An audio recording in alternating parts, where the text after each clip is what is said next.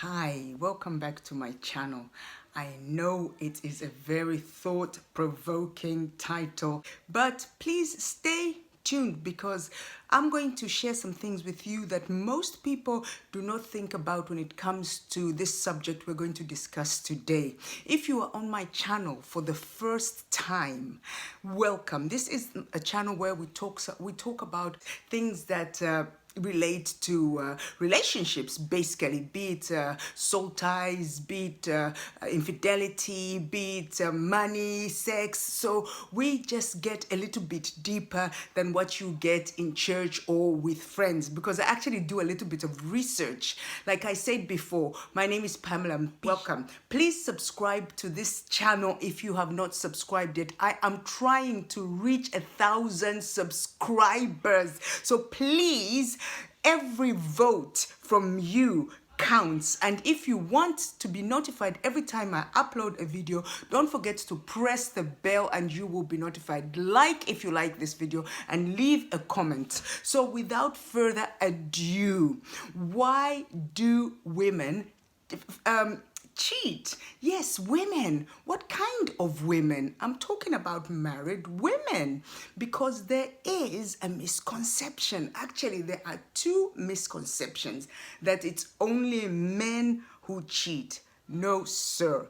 Actually, most of the married men, they cheat with married women.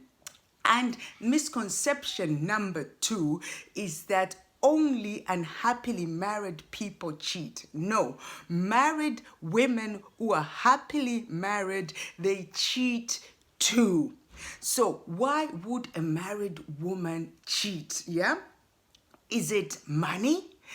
I have done some research and I know that there are a lot of women out there who have a lot of money. The husband gives them everything that money can buy, and they still find the necessity to go and start another relationship outside of the marital covenant. And sometimes you think, could it be prestige? You see a lot of women who have a lot of prestige and they still find this necessity. Could it be for sex? Actually, I have read on a lot of blogs women who have a very, very active sexual life at home with their husbands, and somehow they find this necessity to go and find somebody else. There is something that is missing in their relationship, despite the fact that they have a good marriage, they have prestige, they have money. So what could be? What drives a woman who actually, even up until that stage, frowned upon other women who do things like this? A woman who actually looked down on this kind of behavior. And I came to the conclusion that it is attention. Women, they start cheating when they do not get attention at home. Because what happens in a home is that usually the woman who went to university and she got her education, eventually when the children start coming out, most women decide to come and stay home and take care of the children. And the husband goes out there and he makes a name for himself. And she's also working very hard at home. She is become the homemaker. It requires a lot of supernatural abilities to be a great mother and a great wife and a great homemaker. But these are abilities and titles that are actually not really acknowledged, or nobody gets a prize for being a great mother, or making the house look amazing, or making sure that the children are well brought up and they go to university. Nobody gets a prize like that. And in the meantime, the husband is out there getting promotions, getting acknowledged, getting affirmed, and getting affluence and influence. And at the table, or usually when you go out, they talk about careers. Nobody actually tells this woman, what you are doing is amazing. Actually, it's quite frustrating even when he comes home, the one who's supposed to see all the efforts that you put and the sacrifices that you make. And he comes home, despite that the meal is lavish, the house is impeccable, the children are well behaved and doing so well in school. And the husband comes home and says, so, how did you spend your day? I made this house habitable for you. What? You haven't even had one moment to sit down. Fairy godmothers don't exist, I've been just as busy as you have been.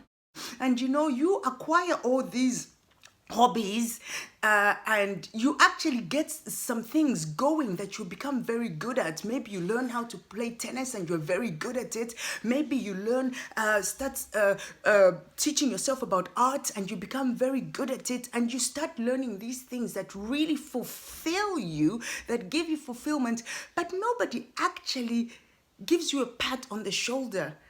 But you need to be acknowledged. And at conversations, they center around the career. Nobody asks you, so how is your tennis going? So how is your video making going? So how is your channel going? Guess what? Because that channel or that tennis or that art thing you've started that is not really making money. So your husband usually doesn't sit at home with you and start discussing how you're improving your tennis or your skiing or whatever it is. It's knitting that is starting to fulfill you, but you are making progress in your life too, but it's just not progress that is recognized. And then here comes along this, usually it does not start as an affair, because these women, they are women who would never start an affair. It starts as a friendship.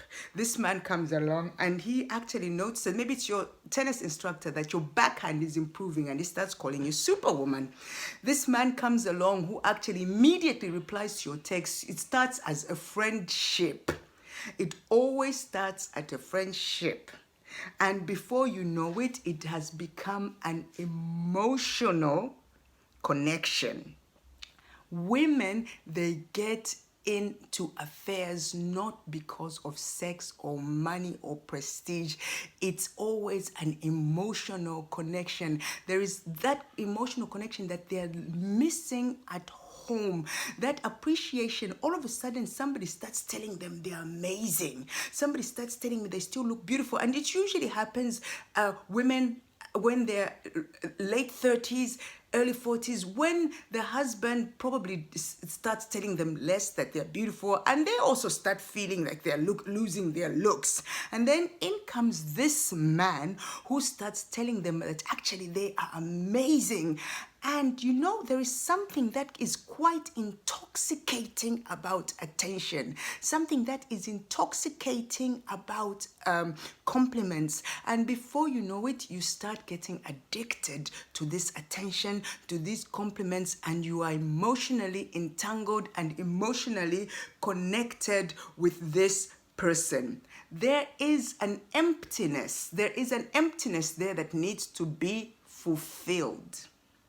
There is an emptiness. Now, just because I recognize that there is an emptiness, and just because I'm trying to put forward the reason that I think women get into affairs, it doesn't mean that I approve of it, And I wish I could say, if you're watching this and you're a man, start giving your wife more attention, more compliments. Start taking her out. If you used to go out before on dates, when was the last time you took your wife on a date? Just because she's a woman now in her late 30s or early 40s, and she's had children and she doesn't work and she's gained a little bit of weight, it doesn't mean she doesn't need excitement in her life anymore. She doesn't need to have those moments where she lets her hair down.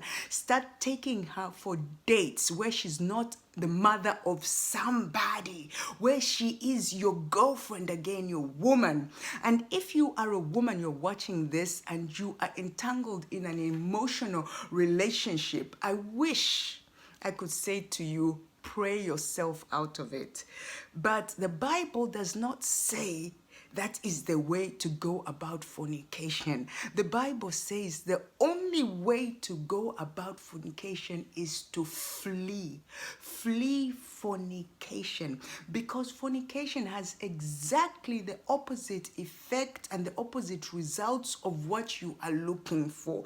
It feels like it will fulfill this emptiness that you are feeling at that moment, but it's temporary, because the reason that led you into this situation, because you realize that you sacrificed your life for this cause called family, and nobody acknowledges your sacrifice. But what infidelity does is that it's going to steal.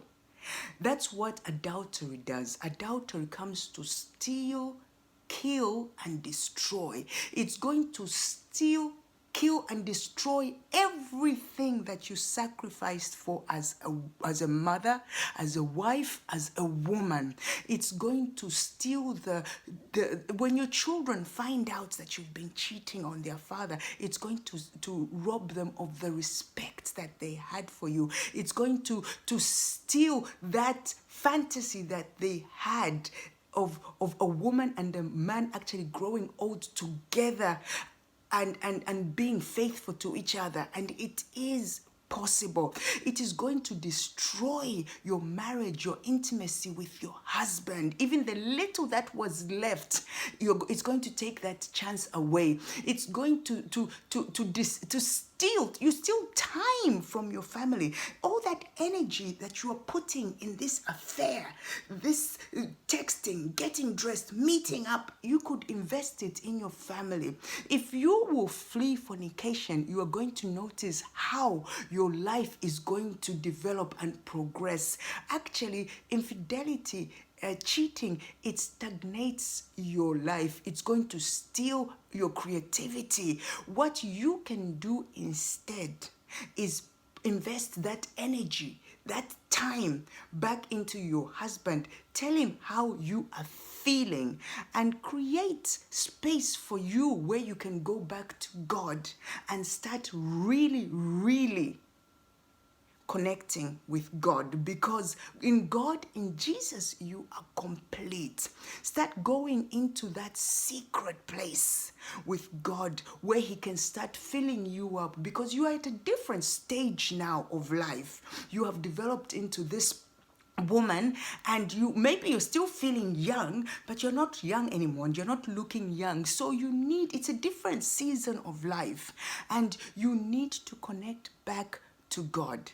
What is going to fix you is not that affair. And I know that usually, because it was always like men before, they used to get younger girls, but now a lot of older women in their late 30s, 40s, even 50s, they are also now able to get younger guys, because they want to regain that youth. They want to feel young again. But it's an illusion. It is an illusion. It is an illusion. Believe me, it is an illusion. The point is that dating somebody younger than you is not going to bring your youth back. Accept every season that you are going through. And remember that in Jesus Christ, you are complete. And when you feel that disconnection, because we all feel that disconnection, it doesn't matter how close you feel to God, we all feel that disconnection. Sometimes, even me, sometimes I wake up in the morning, I've been married for 20 years, I wake up in the morning and all of a sudden, somewhere along the day, I start thinking about an ex-boyfriend and how he treated me nice and how he spoke to me nicely. And then I look back, what happened the last 2-3 days? I realized I didn't have much connection with my husband. My husband has been busy. I make it a point. I fix some dinner appointments. I make it a point to look nice. I make it a point to connect with my husband again. I make it a point to connect again with my God, because it's not the man I'm missing. It's not my ex-boyfriend I'm missing or some love I'm missing. I'm missing a feeling. I'm missing that feeling I felt when he looked at me and told me I was beautiful, when he gave me that one-on-one undivided attention. You can demand it from your husband, and you can get that one-on-one attention from God too. That is the reason why women cheat. They are looking for attention, that emotional connection. Thank you for watching. If you have not subscribed to this channel yet, don't forget to hit the avatar and to subscribe to my channel. I love you and thank you so much for watching. See you in the next video. Share this video. Adios.